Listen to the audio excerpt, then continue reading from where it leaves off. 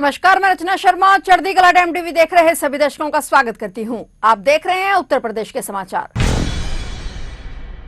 उत्तर प्रदेश के मुख्यमंत्री योगी आदित्यनाथ ने सोमवार को कहा कि प्रधानमंत्री नरेंद्र मोदी के नेतृत्व में तेजी से भारत दुनिया की तीसरी सबसे बड़ी अर्थव्यवस्था बनने की ओर तेजी से आगे बढ़ रहा है। केंद्रीय बजट की विशेषताओं को लेकर आयोजित एक संवाददाता सम्मेलन को संबोधित करते हुए सीएम योगी आदित्यनाथ ने दूरदर्शी बजट प्रस्तुत करने के लिए प्रधानमंत्री नरेंद्र मोदी और केंद्रीय वित्त मंत्री निर्मला सीतारमण के प्रति आभार व्यक्त किया। मुख्यमंत्री ने कहा कि यह पहला बजट है जो कर्तव्य भवन से तैयार होकर सामने आया है। उन्होंने कहा कि पिछले 11 वर्षों में देश की 25 करोड़ से अधिक आबादी गरीबी रेखा से बाहर निकलकर भारत की प्रगति में अपना योगदान दे रही है। इसी का परिणाम है कि भारत आज दुनिया की तीसरी सबसे बड़ी अर्थव्यवस्था बनने की दिशा में तेजी से आगे बढ़ा है।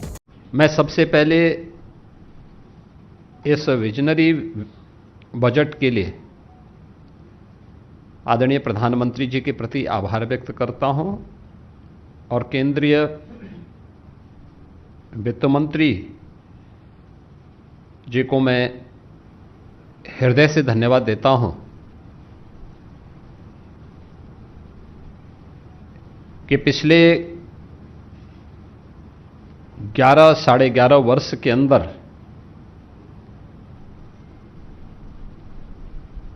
हमने आदरणीय प्रधानमंत्री जी के नेतृत्व में जो यात्रा तय की है उसकी बदौलत जो नीतियां तय हुई, योजनाएं केवल कागजों तक सीमित नहीं होंगी बल्कि जमीनी धरातल पर उसका इम्पैक्ट होगा। आज उसी का परिणाम है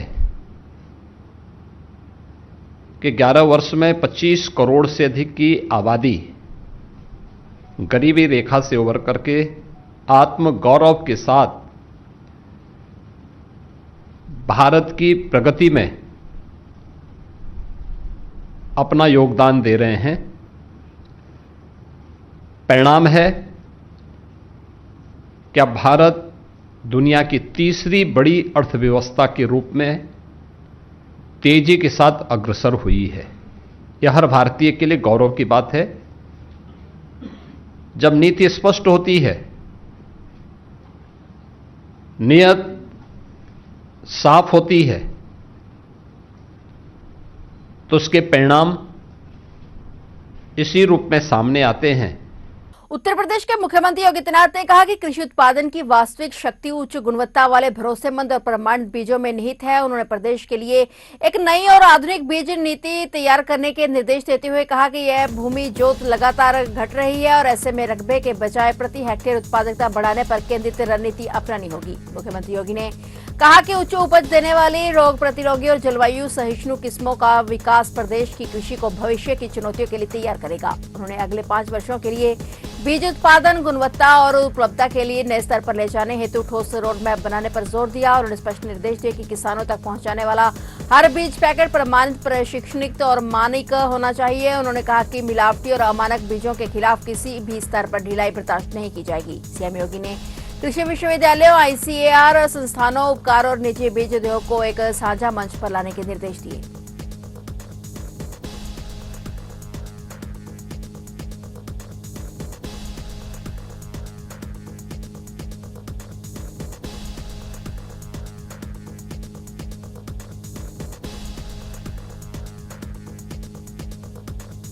मुख्यमंत्री योगी आदित्यनाथ ने कहा कि गौतम बुद्ध नगर जिले के जेवर स्थित नोएडा अंतर्राष्ट्रीय हवाई अड्डे का उद्घाटन संभवतः प्रधानमंत्री नरेंद्र मोदी इसी महीने कर सकते हैं। सीएम योगी आदित्यनाथ ने कहा कि हवाई अड्डा पूरी तरह से तैयार है। हवाई अड्डे के लाइसेंस से संबंधित औपचारिकताएं अंतिम चरण में है। मुझे विश्वास है कि इसी महीने प्रधानमंत्री द्वारा हवाई अड्डे का उद्घाटन किया जाएगा। ये हवाई अड्डा राज्य का 5वां अंतर्राष्ट्रीय हवाई अड्डा होगा। नोएडा अंतर्राष्ट्रीय हवाई अड्डा सार्वजनिक निजी भागीदारी मॉडल के तहत विकसित की जा रही एक ग्रीनफील्ड परियोजना है। लगभग 1300 हेक्टेयर में फैली इस परियोजना का पहला चरण सितंबर 2024 में शुरू होना था, लेकिन काम पूरा नहीं होने के कारण ऐसा नहीं हो सका और कई बार इसकी समय सीमा बढ़ाई गई।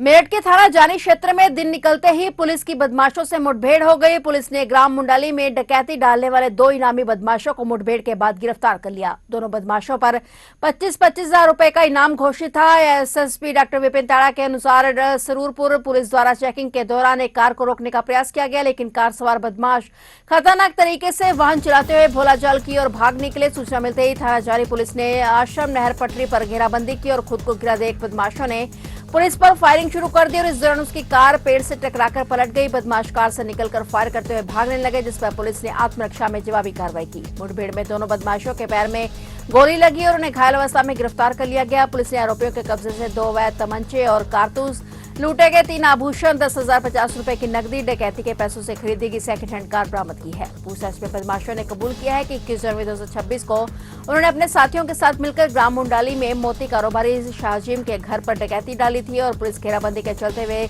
दिल्ली भागने की कोशिश कर रहे थे।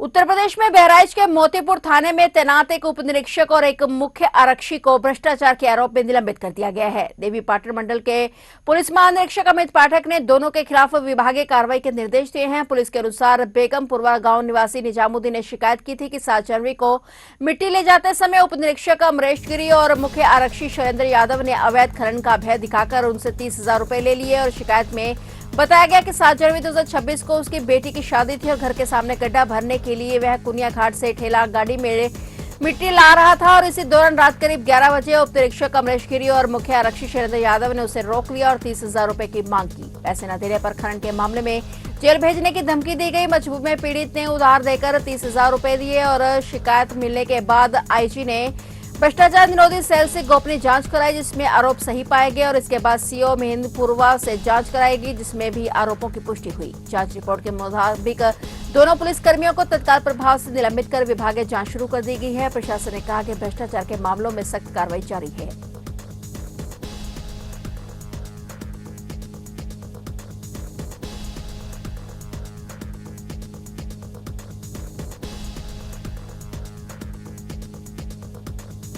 उत्तर प्रदेश के आगरा जिले में दिल दहला देने वाली घटना सामने आई। यहां थाना सदर क्षेत्र के रोहता गांव में 36 वर्षीय महिला नीलम की हत्या कर उसके शव को एक घर के बाहर सीढ़ियों के किनारे फेंक दिया गया। घटना की जानकारी नीलम की बेटी ने सबसे पहले दी। बेटी ने सुबह खून के निशान देखे और चीख पुकार मचाई। इसके बाद पूरे परिवार में कोहराम मच गया और गांव में सनसनी फैल गई। मृतका नीलम घर पर जूते की हील बनाने का काम करती थी और इसी से परिवार का पालन पोषण करती थी। परिजनों के अनुसार रविवार रात अचानक नीलम लापता हो गई थी और रात भर उसकी खोजबीन की गई, लेकिन उसका कोई सुराग नहीं लगा। मौके पर पहुंची पुलिस और फोरेंसिक टीम ने शव को कब्जे में लेकर पोस्टमार्टम के लिए भेजा और घटनास्थल से साक्ष्य जुटाए। डीसीपी सिटी अली अब्बास ने बताया कि हत्याकांड का खुलासा करने के लिए कई पुलिस टीमों का गठन किया गया है। आसपास लगे सीसीटीवी कैमरों की फुटेज खंगाली जा रही है। हर एंगल से पूरी जांच की जा रही है। पुलिस यह पता लगाने में जुटी है कि नीलम की हत्या किसने और क्यों की। पुलिस का कहना है कि जल्द ही दोषियों को गिरफ्तार किया जाएगा।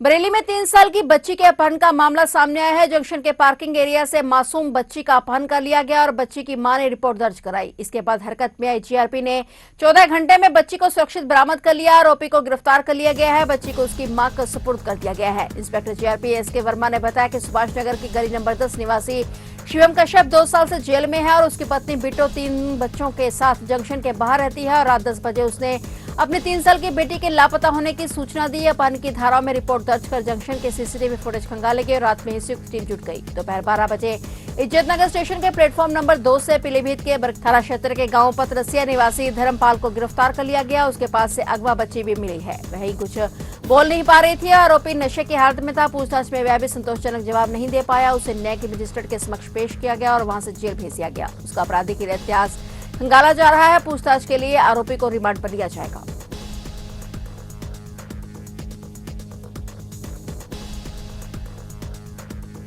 उत्तर प्रदेश में मौसम ने अचानक करवट ले ली है। आसमान में काले बादल छाए हुए हैं और कई जिलों में बारिश, ओलावृष्टि और तेज हवाओं को लेकर मौसम विभाग ने अलर्ट जारी किया है। आने वाले 24 घंटे प्रदेश के कई इलाकों के लिए भारी बदलाव लेकर आ सकते हैं। मौसम विभाग के मुताबिक आज 3 फरवरी को यूपी के दोनों संभागों के करीब 25 जिलों में कहीं हल्की तो कहीं मध्यम बारिश होने की संभावना है। गरज चमक के साथ बारिश और कुछ इलाकों में ओलावृष्टि के आसार है। मौसम विभाग ने हालात को देखते हुए ऑरेंज अलर्ट जारी किया है। पश्चिमी यूपी के कई जिलों में अधिकतम तापमान 4 से 6 डिग्री तक गिर सकता है, यानी ठंड फिर से जोर पकड़ सकती है। बारिश के मध्य प्रदेश में फिर से कोहरे की सफेद चादर छाने की संभावना है। दृश्यता घटकर 100 से 500 मीटर तक रह सकती है, जिससे सड़क और रेल यातायात प्रभावित हो सकता है।